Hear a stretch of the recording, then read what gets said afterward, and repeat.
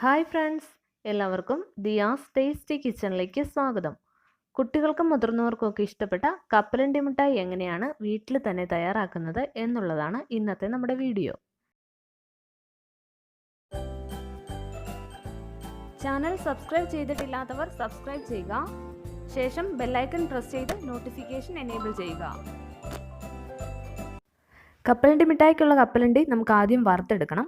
ഞാൻ 250 ഗ്രാം കപ്പലണ്ടിയാണ് എടുത്തിരിക്കുന്നത്. ഇതിൻ്റെ തൊലിയൊന്നും കളഞ്ഞിട്ടില്ല. ഇത് നമുക്ക് ആദ്യം ഒന്ന് വറുത്തെടുക്കാം.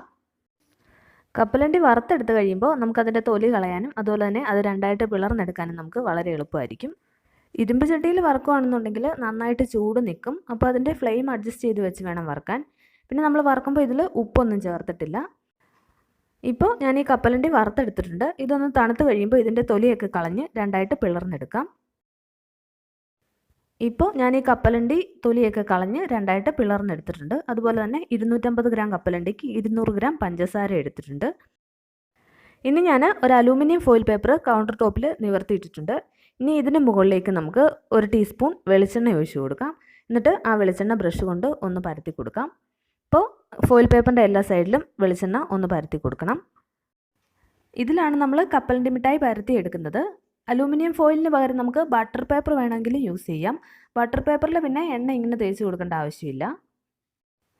നമ്മൾ കപ്പലണ്ടി മിഠായിക്കുള്ള മിക്സ് റെഡിയാക്കി കഴിഞ്ഞിട്ട് അലൂമിനിയം ഫോയിലിൽ എണ്ണയൊക്കെ തേച്ച് കൊടുക്കാൻ നിൽക്കുമ്പോഴേക്കും അതങ്ങ് തണുത്ത് കട്ടയായിപ്പോവും. പിന്നെ അത് നമുക്ക് പരത്തി എടുക്കാൻ സാധിക്കത്തില്ല. അതുകൊണ്ടാണ് നേരത്തെ ഇത് റെഡിയാക്കി വെക്കണമെന്ന് പറയുന്നത്. ഇപ്പോൾ ഞാൻ ഫോയിൽ പേപ്പറിൽ എണ്ണയൊക്കെ തേച്ച് റെഡിയാക്കി വെച്ചിട്ടുണ്ട്. ഇനി നമുക്ക് കപ്പലണ്ടി മിഠായി തയ്യാറാക്കാം. അതിനായിട്ട് ചട്ടി ചൂടാക്കി അതിലേക്ക് എടുത്തു വെച്ചിരിക്കുന്ന 200 ഗ്രാം പഞ്ചസാര ഇട്ട് കൊടുക്കാം. ഈ പഞ്ചസാര നന്നായിട്ട് മെൽറ്റായി വരണം. നമുക്ക് ഇടയ്ക്കിടയ്ക്ക് ഒന്ന് ഇളക്കി കൊടുക്കാം. ഫ്ലെയിം നമ്മൾ അഡ്ജസ്റ്റ് ചെയ്ത് ഹൈയിലും ലോയിലും മീഡിയത്തിലും ഒക്കെ ആക്കി വെക്കുക. പഞ്ചസാര മെൽറ്റായി തുടങ്ങുമ്പോൾ ഇതിങ്ങനെ കട്ടയായിട്ട് വരും. ഇപ്പോൾ കണ്ടോ, പഞ്ചസാര മെൽറ്റായി തുടങ്ങിയിട്ടുണ്ട്. ഇനി ഇത് നന്നായിട്ട് മെൽറ്റായി വരണം. അതുവരെ നമുക്ക് ഇങ്ങനെ ഇളക്കി കൊടുത്തുകൊണ്ടേ ഇരിക്കാം. അപ്പോൾ ഇതിൽ കട്ടയൊന്നും കാണാൻ പാടില്ല. ഇപ്പോൾ കണ്ടോ, പഞ്ചസാരയൊക്കെ മെൽറ്റായി തുടങ്ങിയിട്ടുണ്ട്. ഇതിന് ഒരു ബ്രൗൺ ഷെയ്ഡൊക്കെ വന്നിട്ടുണ്ട്. ഇനി ഈ കട്ടയൊക്കെ ഒന്ന് മെൽറ്റായി കിട്ടണം. അതുവരെ നമുക്ക് ഇതിങ്ങനെ ഇളക്കി കൊടുത്തുകൊണ്ടേ ഇരിക്കാം. ഇനി ഫ്ലെയിം മീഡിയത്തിലും ലോയിലും ഇട്ട് വേണം പഞ്ചസാര ഒന്ന് മെൽറ്റ് ചെയ്തെടുക്കാൻ. ഇപ്പോൾ പഞ്ചസാര നന്നായിട്ട് മെൽറ്റായി വന്നിട്ടുണ്ട്. ഞാൻ ഇതിലേക്ക് 1/2 ടീസ്പൂൺ ഏലക്ക പൊടിച്ചതും കൂടി ചേർത്ത് കൊടുത്തിട്ടുണ്ട്. ക്യാമറ ഓഫ് ആയിരുന്നതുകൊണ്ടാണ് അത് കിട്ടാഞ്ഞത്. ഇതിൽ തരി പോലെ കാണുന്നത് ഏലക്ക പൊടിച്ചതാണ്. ഇനി സ്റ്റൗ ലോ ഫ്ലെയിമിൽ തന്നെ വെക്കാവുള്ളൂ, അല്ലെങ്കിൽ കപ്പലണ്ടി മിഠായിക്ക് ഒരു കയ്പ്പ് ടേസ്റ്റ് ഉണ്ടാവും. ഇനി നമുക്കിതിലേക്ക് എടുത്തു വെച്ചിരിക്കുന്ന കപ്പലണ്ടി ചേർത്ത് കൊടുക്കാം. ഇനി ഫ്ലെയിം ഓഫ് ചെയ്തിട്ട് മെൽറ്റ് ചെയ്ത പഞ്ചസാരയും കപ്പലണ്ടിയും എല്ലാം നന്നായിട്ട് ഇളക്കി യോജിപ്പിച്ചെടുക്കാം. ഈ കപ്പലണ്ടിയിൽ മെൽറ്റായ പഞ്ചസാര എല്ലാ സൈഡിലും നന്നായിട്ട് പിടിക്കണം. അതിന് വേണ്ടിയിട്ട് ഇങ്ങനെ നന്നായിട്ടൊന്ന് ഇളക്കി കൊടുക്കാം.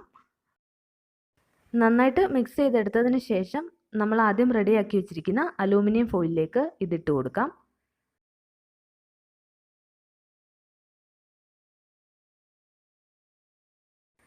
ഇത് അലൂമിനിയം ഫോയിലിലേക്ക് ഇട്ടതിന് ശേഷം നമ്മൾ ചപ്പാത്തി പരത്തുന്ന റോളർ ഉപയോഗിച്ച് ഇതൊന്ന് പരത്തിയെടുക്കാം. ഇത് തണുത്ത് പോകുന്നതിന് മുമ്പേ തന്നെ പരത്തിയെടുക്കണം. തണുത്ത് കഴിഞ്ഞാൽ കട്ടിയായി പോകും.